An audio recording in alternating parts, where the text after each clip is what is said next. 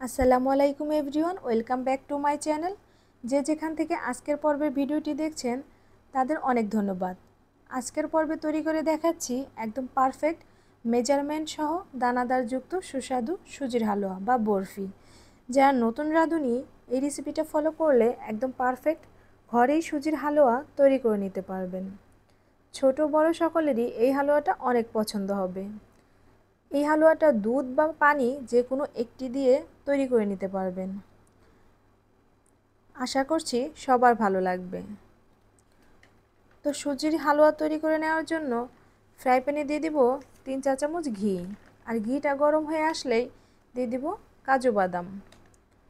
তো এই বাদামটা আমি হালকা করে একটু ভেজে নিব। তো এই পর্যায়ে দিয়ে দিব কিছু পেস্তা বাদাম আর কাঠবাদাম। তো এই বাদামগুলি অনবরত নেড়ে চেড়ে ভেজে নিতে হবে, আর লক্ষ্য রাখতে হবে বাদামগুলি যেন না পুড়ে যায়। তো আমার ভাজা হয়ে এসেছে, এখন আমি উঠিয়ে নিচ্ছি। তো এই পর্যায়ে দিয়ে দিব কিছু কিশমিশ,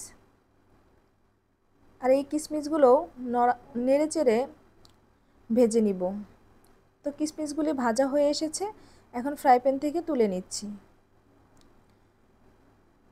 তো একই ফ্রাই প্যানে দিয়ে দিব 1/4 কাপ ঘি, আর দিয়ে দিব 1 কাপ সুজি। তো সুজি আর ঘিটা ভালোভাবে মিক্সড করে নেড়ে চেড়ে ভেজে নিব। এই সুজির হালুয়াতে ঘিয়ের পরিমাণটা একটু বেশিই লাগে। একদম মিডিয়াম লো হিটে রেখে এই সুজিগুলি ভাজতে হবে। তো আমি অনবরত নেড়ে চেড়ে এই সুজিগুলো ভেজে নিচ্ছি। প্রায় 6 থেকে 7 মিনিট এই সুজি ভেজে নিতে হবে। তো আপনারা হাতে সময় নিয়ে এই সুজিটা ভালোভাবে ভেজে নেবেন আর হালকা গোল্ডেন করে নেবেন।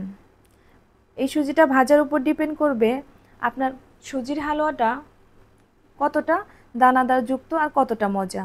তো এই পর্যায়ে দিয়ে দিব 3 কাপের একটু কম পানি। 1 কাপ সুজির জন্য 3 কাপের একটু কম পানি নিলেই হবে। তো দিয়ে দিব 3টা এলাচ ফ্লেভারের জন্য। তো আপনারা চাইলে এখানে এলাচটা গুঁড়ো করে নিতে পারেন। তো সুজি আর পানিটা ভালোভাবে নেড়ে চেড়ে মিক্সড করে নেব। সুজিটা ফুটে উঠলে দিব এখানে দিয়ে দিব 1/4 কাপ গুঁড়ো দুধ। আপনারা চাইলে এখানে লিকুইড দুধটা ব্যবহার করতে পারেন, সেক্ষেত্রে পানির পরিমাণটা একটু কমিয়ে দিতে হবে। আর চাইলে পানির পরিবর্তে পুরোটাই লিকুইড দুধ দিয়ে রান্না করে নিতে পারেন। তো এখন দিয়ে দিব 1 চিমটি লবণ। মিষ্টি জিনিসে হালকা একটু লবণ দিলে খেতে অনেকটা সুস্বাদু হয়, আর মিষ্টির ব্যালেন্সটাও ঠিক থাকে। তো নেড়ে চেড়ে ভালো করে মিক্সড করে নিব। অনবরত নাড়তে হবে যেন প্যানের গায়ে সুজিটা না লেগে যায়। তো ওভাবে নেড়ে চেড়ে সুজিটাকে রান্না করে নিতে হবে। দেখতেই পাচ্ছেন পানিটা প্রায় শুকিয়ে এসেছে আর সুজিটা ঘন হয়ে এসেছে। তো এই পর্যায়ে আমি দিয়ে দিব এখানে চিনি। এখানে 1 কাপের একটু বেশি চিনি ইউজ করেছি আমি। তো চিনি আর সুজিটা ভালোভাবে নেড়ে চেড়ে মিক্সড করে নেব।